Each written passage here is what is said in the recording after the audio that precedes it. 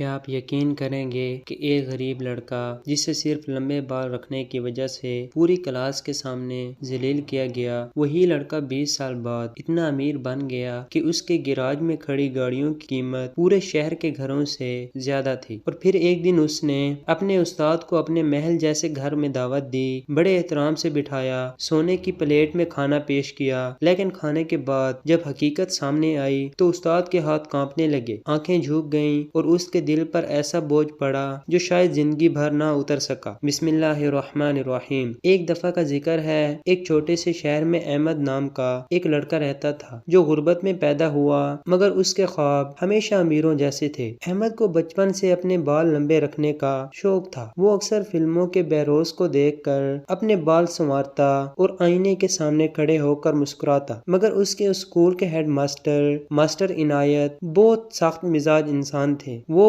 بچوں کو ذرا سی بات پر بے عزت کرنے میں کوئی ہچکچاہٹ محسوس نہ کرتے تھے۔ ایک دن صبح کی اسمبلی کے بعد جب احمد کلاس میں داخل ہوا تو ماسٹر عنایت کی نظر اس کے بالوں پر پڑ گئی۔ پورے کلاس روم میں خاموشی چھا گئی۔ ماسٹر عنایت غصے سے احمد کے قریب آئے اور زور سے بولے، تم اسکول پڑھنے آتے ہو یا فلموں میں ہیرو بننے؟ پوری کلاس ہنسنے لگی۔ احمد کا چہرہ سرخ ہو گیا۔ وہ خاموشی سے کھڑا رہا، مگر ماسٹر عنایت کا غصہ کم نہ ہوا۔ انہوں نے دراز سے ایک بڑی کینچی نکالی، احمد کے بال مٹھی میں پکڑے اور پوری کلاس کے سامنے اس کے بال کاٹنے لگے۔ بچے زور زور سے کہکے لگا رہے تھے، کسی نے تالیاں بجائیں، کسی نے آوازیں کسیں، مگر احمد پتھر کی طرح خاموش کھڑا رہا۔ اس کی آنکھوں میں آنسو تیر رہے تھے، لیکن اس نے رونے کی ہمت نہ کی، کیونکہ وہ جانتا تھا کہ غریب کا رونا بھی لوگوں کے لیے مذاق بن جاتا ہے۔ جب بال زمین پر گرے تو احمد نے پہلی بار محسوس کیا کہ انسان کی عزت ٹوٹنے کی آواز باہر نہیں بلکہ دل کے اندر آتی ہے۔ اس دن چھٹی کے بعد وہ سیدھا گھر گیا، ماں کے سامنے بیٹھا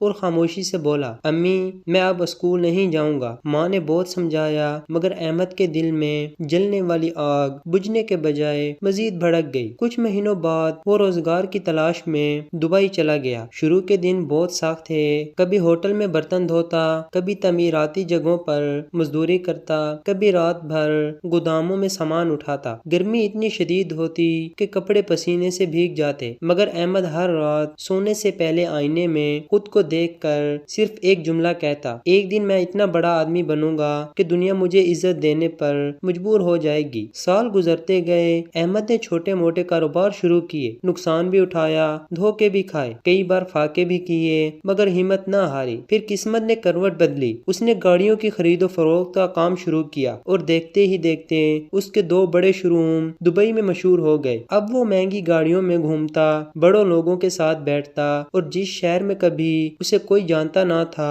وہاں لوگ اس کی کامیابی کی مثالیں دینے لگے۔ مگر اتنی دولت کے باوجود اس کے دل میں ایک زخم زندہ تھا، وہ دن جب پوری کلاس کے سامنے اس کے بال کاٹے گئے تھے اور اس کی عزت خاک میں ملا دی گئی تھی۔ 20 سال گزر چکے تھے، احمد اب کروڑوں کا مالک بن چکا تھا۔ ایک دن اس نے اچانک فیصلہ کیا کہ وہ اپنے وطن واپس جائے گا۔ جب وہ اپنے شہر پہنچا تو لوگوں کی نظریں اس کی قیمتی گاڑیوں اور شاہانہ انداز پر جم گئیں۔ وہی لوگ جو کبھی اسے غریب کہہ کر نظر انداز کرتے تھے، آج اس کے ساتھ تصویر بنانے کے لیے بے تاب تھے۔ احمد نے شہر کے باہر ایک شاندار بنگلہ خریدا جس میں سنگ مرمر کی دیواریں، قیمتی فانوس اور بڑے بڑے باغ تھے، مگر اس کے دل میں اب بھی ایک ادھوری آگ جل رہی تھی۔ ایک رات وہ اپنے لان میں بیٹھا تھا کہ اچانک اسے ماسٹر عنایت یاد آ گئے۔ اس کے چہرے پر عجیب سی مسکراہٹ آئی۔ اگلے ہی دن اس نے اپنے ہی ایک پرانے دوست کے ذریعے ماسٹر عنایت تک پیغام بھجوایا کہ شہر کا ایک بڑا بزنس مین ان سے ملنا چاہتا ہے۔ بڑھاپے کی وجہ سے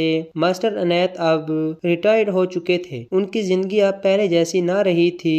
جب وہ احمد کے گھر پہنچے تو انہیں اندازہ بھی نہ تھا کہ یہ وہی لڑکا ہے جسے انہوں نے کبھی ذلیل کیا تھا۔ احمد نے بڑے احترام سے ان کا استقبال کیا، انہیں قیمتی صوفے پر بٹھایا، مہنگے برتنوں میں کھانا پیش کیا۔ ماسٹر عنایت حیران تھے کہ اتنا امیر آدمی انہیں اتنی عزت کیوں دے رہا ہے۔ کھانے سے پہلے احمد اپنے پالتو کتے کو گود میں اٹھا کر لایا اور محبت سے اس کے سامنے چاندی کے برتن میں کھیر رکھ دی۔ کتا کھیر کھانے لگا۔ جب ماسٹر عنایت یہ منظر خاموشی سے دیکھتے رہے، کچھ دیر بعد نوکر وہی برتن اٹھا کر اندر لے گیا، پھر دسترخوان بچھا، مختلف کھانے پیش پیش ہوئے اور آخر میں خاص طور پر کھیر لائی گئی۔ ماسٹر عنایت نے تعریف کرتے ہوئے کہا، اتنی لذیذ کھیر میں نے زندگی میں کبھی نہیں کھائی۔ احمد خاموشی سے مسکراتا رہا۔ کھانا ختم ہونے کے بعد اس نے ٹی وی آن کیا۔ اچانک اسکرین پر وہ ویڈیو چلنے لگی جس میں چند دیر پہلے اس کے کتے کو کھیر کھلاتے ہوئے دکھایا گیا تھا۔ پھر ویڈیو میں وہی برتن کچن میں لے جا کر